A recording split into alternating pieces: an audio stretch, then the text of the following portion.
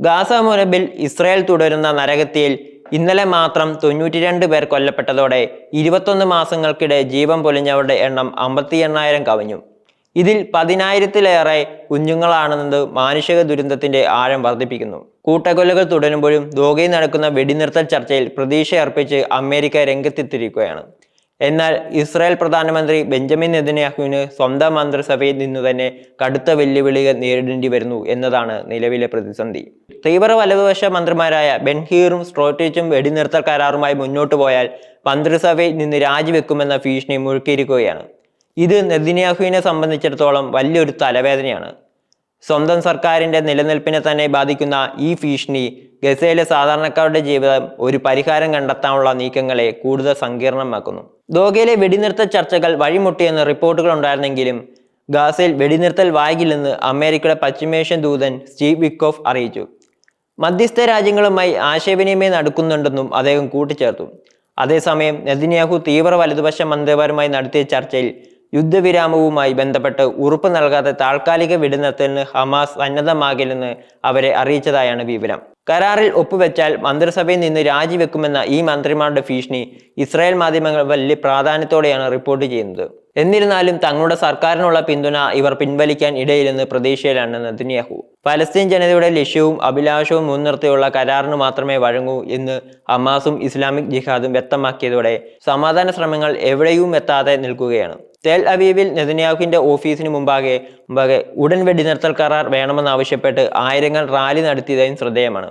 യുദ്ധത്തിൽ മനമെടുത്ത ഇസ്രായേലി ജനതയുടെ വികാരം ഇത് വ്യക്തമാക്കുന്നു.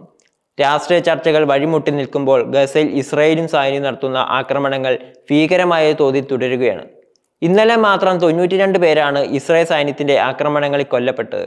കഴിഞ്ഞ 24 മണിക്കൂറിനുള്ളിൽ 150 വ്യോമാക്രമണങ്ങളാണ് ഗസയ്ക്ക് നേരെ ഉണ്ടായത്. മധ്യ ഗസയിലെ അൽ നുസൈറത്ത് അഭയാർത്ഥി ക്യാമ്പുകൾക്ക് സമീപം കാനുകളിൽ വെള്ളം നിറയ്ക്കാൻ കാത്തിരിക്കുന്നതിടെ 6 കുട്ടികൾ ഉൾപ്പെടെ 10 പേരെ ഇസ്രായേൽ വ്യോമാക്രമണത്തിലൂടെ കൊലപ്പെടുത്തി. സാങ്കേതിക തകരാർ മൂലം താങ്കൾ അയച്ച മിസൈൽ ദിശ മാറിയതാണ് കുട്ടികളും മറ്റും മരിക്കാൻ ഇടയാക്കിയതെന്നാണ് ഇസ്രായേൽ സേന നൽകുന്ന വിശദീകരണം. ഈ വിശദീകരണം എത്രത്തോളം വിശ്വസനീയമാണെന്ന് ചോദ്യമുയർത്തുന്നവരും കുറവല്ല. അൽ ഹഗ്ലി അർബ് ആശുപത്രിയിലെ ജനറൽ സർജൻ ഡോക്ടർ അഹമ്മദ് ഹന്ദിയിലും കൊല്ലപ്പെട്ടവരിൽ ഉൾപ്പെടും. ദുരിതബാധിതരായ സാധാരണക്കാർക്ക് ആശ്വാസം നൽകാൻ രാവും പകലും പ്രവർത്തിക്കുന്ന ആരോഗ്യ പ്രവർത്തകർ പോലും സുരക്ഷിതരല്ലെന്നത് ഗസയിലെ സാഹചര്യം എത്രത്തോളം ഭീകരമാണെന്ന് വിളിച്ചോതുന്നു.